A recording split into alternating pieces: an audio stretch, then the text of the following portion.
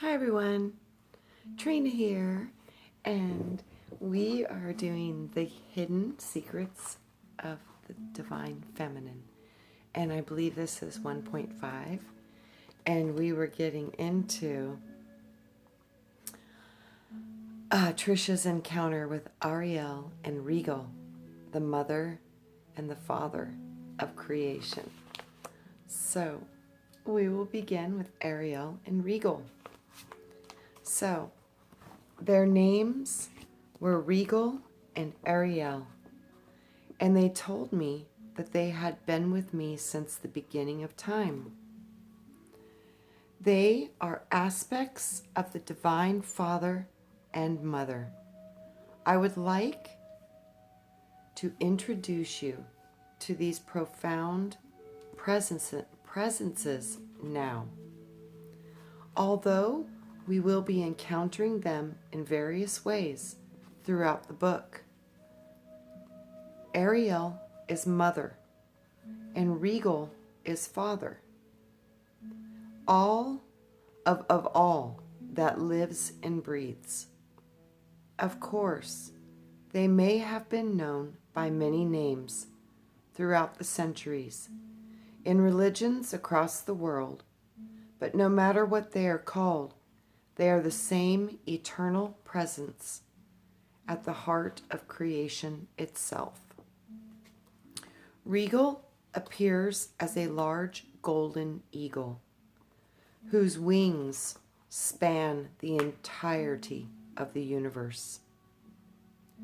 This is doubtless a metaphor for the one who can see into every mind and every heart, and yet is above them all. While Regal communicates to me through both words and form, it is always through the power of direct transmission or frequency that he comes into my field. Many seers have beheld the same transcendent eagle as a symbol of the Divine Father, including mystics within the Native American traditions, as well as Egyptians, Plato, Carl Jung, and the Yaqui shamans of Central America. Ariel is the divine mother of love, whose sweet energy leads us back to the heart. She first appeared as a moving waveform of light and sound, a fountain of loving pink and gold energies. I could see no defined form when she first appeared, but as the months and years passed, I was to discover that she took on endless forms. In all the great traditions of the world, I am the doorway of eternity, she told me. The white dove of hope that enters every age as the promise of that which can be. I am the dreams of the holy and the visions of men of reason. Mine is the blue cloak of daybreak, the bird's song of the morning. Mine is the mantle of the evening and the starlight of the heaven's hem. I am the first thought that ever was, the portal to your own becoming. I am the snowflake on your frozen lashes and the tears of your sorrow. I am she who is always present, waiting endlessly, loving endlessly, hoping endlessly that my children will awaken. In the many years that I was to study with her, She always entered my heart with great compassion and kindness.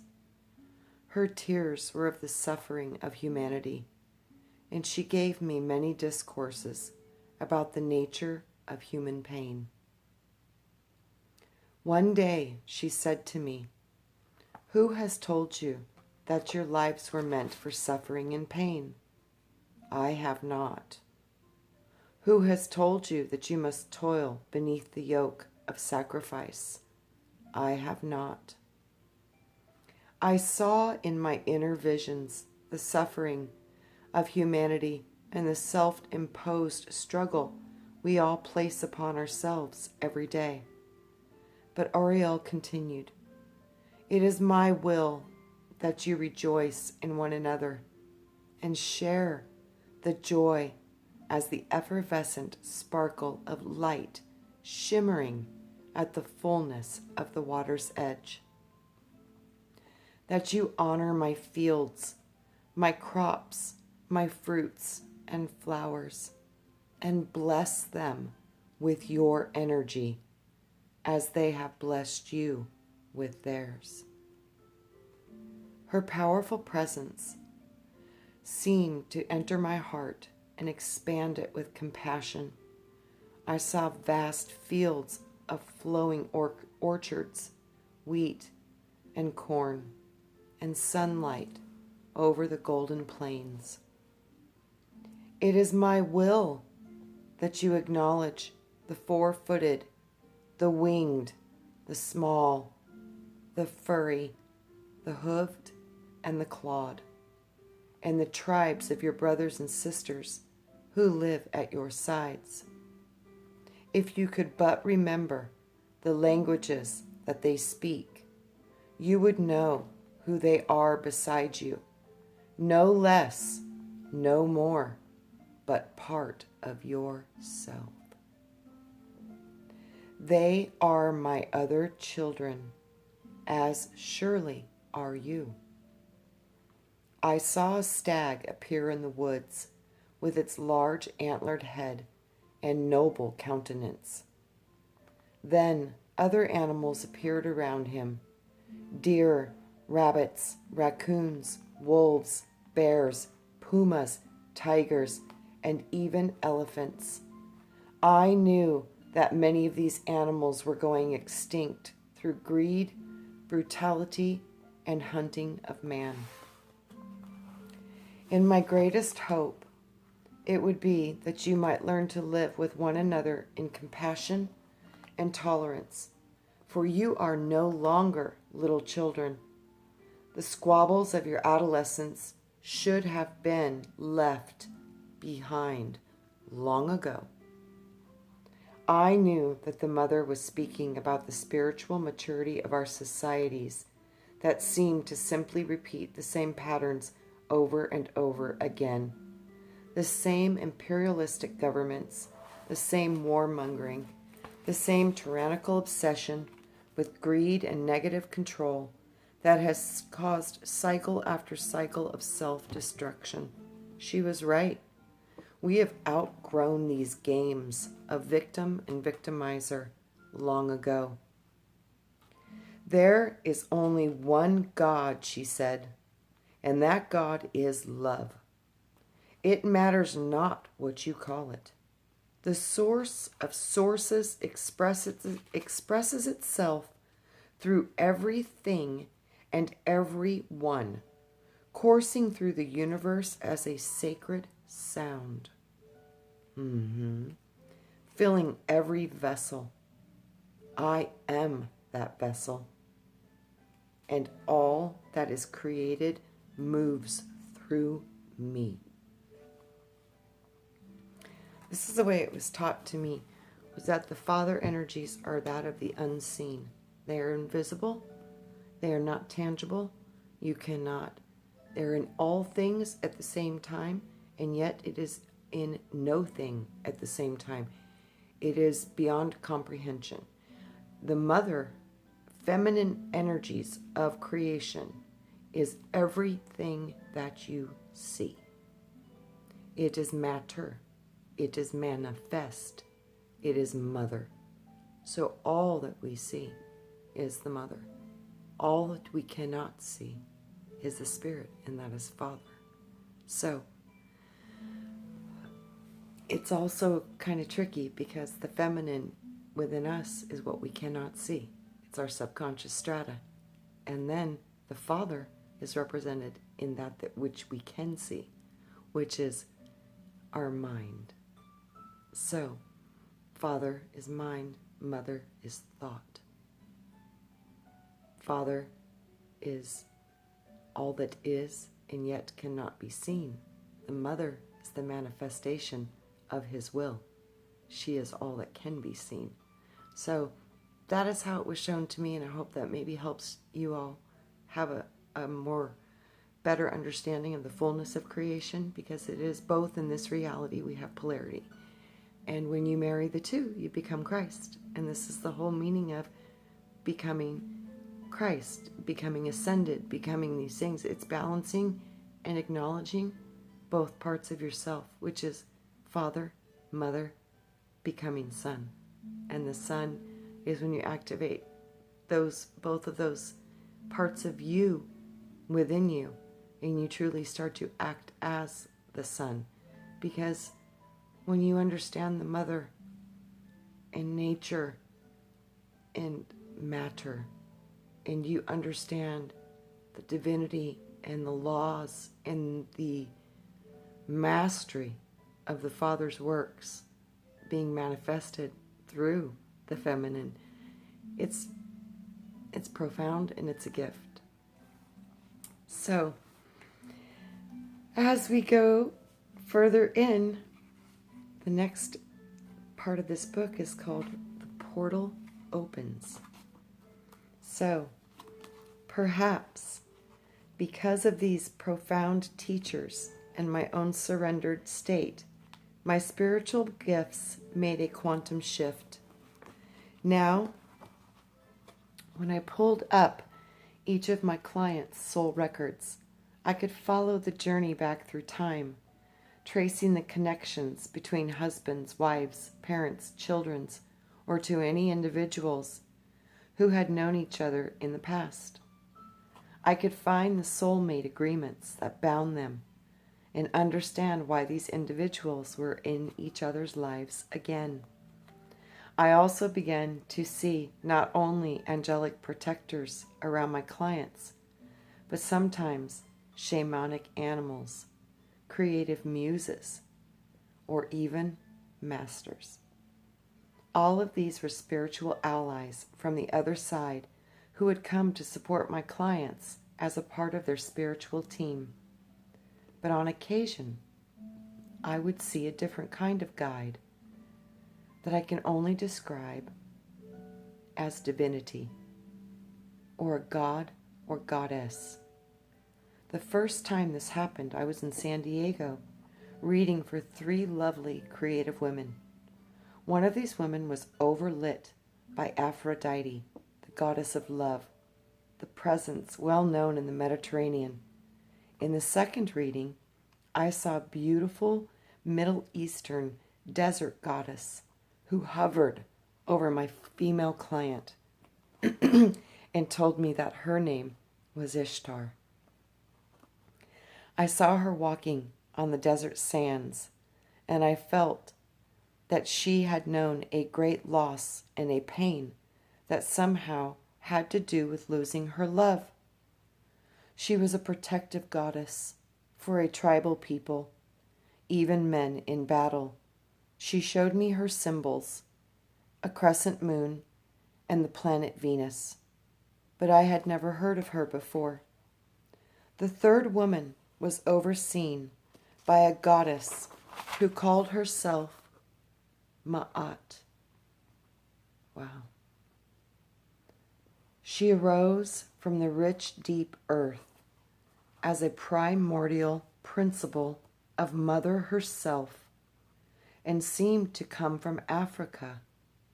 Of course, I had heard about Aphrodite in high school, but I had never heard of Ma'at or Ishtar. Each of these goddesses seemed to be a massive, benevolent energy with her own symbols, personalities, and gifts. How was it possible, I asked myself, that such a thing, that such beings still existed, unless they lived in a higher realm? Were they some kind of archetypal deities who oversaw humankind's development? Did they exist independent of human thought? Or were they the residual imprints of long-lived extraterrestrial gods or goddesses from our past who had once existed upon our planet? They seemed completely interactive and present with me, but drawing on my own worldview, I could not understand how they could exist in the contemporary world. I realized that I would have to find out more about them when I got back to Atlanta. The Feather of Ma'at. When I returned to Atlanta, I made a trip to my local Barnes & Noble. In the bookstore, I spread out the books I had collected around me in a circle. They came from a variety of departments. There were coffee table books on the gods and goddesses of ancient Egypt, Rome, and Greece. In other books on angels, the Great Mother, the related topics, I flipped open the Egyptian coffee table book, looking for the section on the goddesses. Ma'at was the first to appear, with her dark brown skin and her deep, wise countenance. The book said that she had come from Nubia. The book opened to the page with her picture. I looked down, stunned. It was the spitting image of the Egyptian statue that I had seen all those years earlier in Illumina, the store where I had first met Shasta. One tall feather arose from her head, held in place by a simple headband. Ma'at, the goddess of cosmic truth. I read beneath the picture. What did that mean? Next, I opened the historian Barbara Walker's Woman's Encyclopedia of Myths and Secrets. It was a thick book, and it was one Shasta had recommended. It was a veritable encyclopedia of hidden history. Her listings were in alphabetical order. I flipped to the M's, and I found Ma'at, an Egyptian goddess, and the personification of truth. The original name is based on the universal Indo-European mother syllable Ma, which simply meant mother. Holy cow! I sat back in my chair. This was an interesting coincidence, to say the least.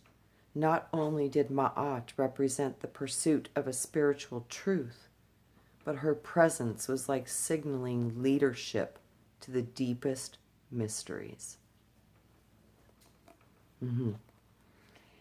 This is a picture that she shows of Ma'at.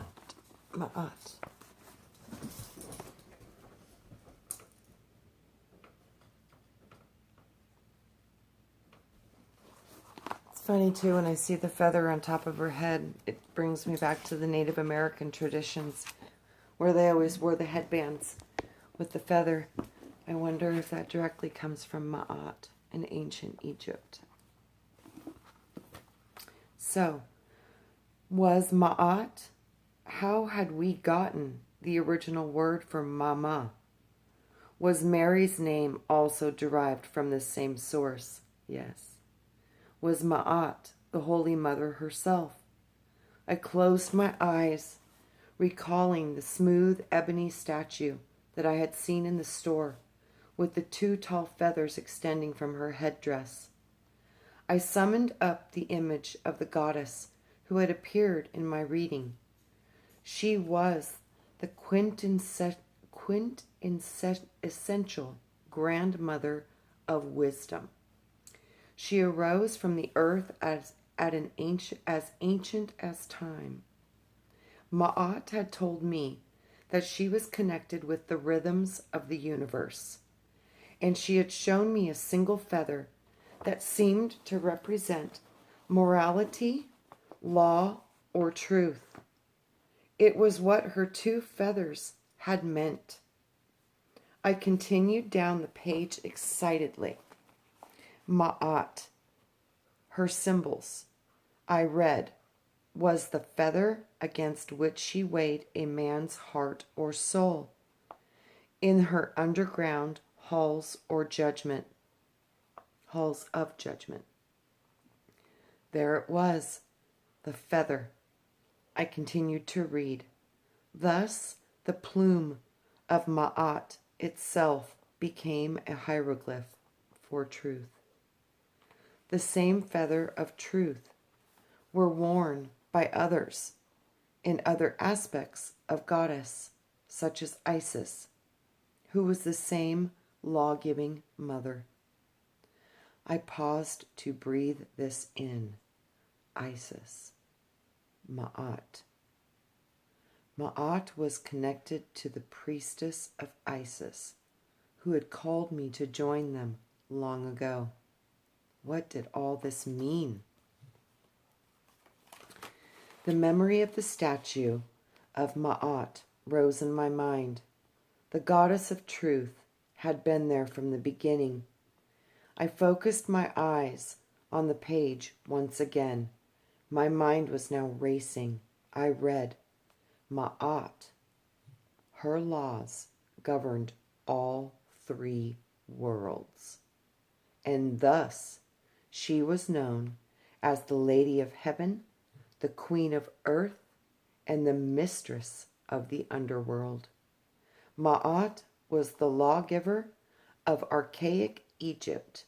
My heart jumped. Did this book say anything about Nubia? In my vision, I had seen her arise from the rich soil of Nubia. I read on. The book quoted, a writer who compared his own countrymen to the honest Ma'at-worshipping tribes of Nubia. Holy smokes, there it was. Ma'at apparently was apparently deeply involved with the weighing of the heart ceremony between lifetimes. On Judgment Day, the Egyptians believed that they would stand before the throne of Osiris, the Egyptian god of resurrection, and allowed their hearts to be weighed against the feather of truth. If your heart was as light as a feather, then you got to enter heaven. But if you still had a heavy heart, an angry heart, or an unforgiving heart, then you had to return to earth to resolve your karma. This all happened in the halls of Amente, the antechambers of heaven, with the 42 lords of karma present as the soul protested its innocence before the councils of light. Thoth, the scribe of the gods, wrote the results in the book of life. These were some of the things that each soul had to declare.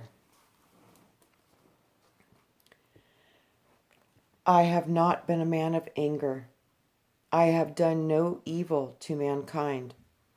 I have not inflicted pain.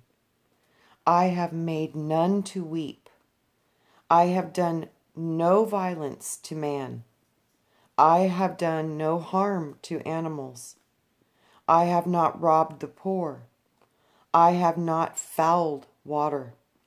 I have not trampled fields. I have not behaved with insolence. I have not judged hastily. I have not stirred up strife. I have not made any man to commit murder for me. I have not insisted that excessive work be done for me daily. I have not borne false witness. I have not stolen land. I have not cheated in measuring the bushel. I have allowed no man to suffer hunger.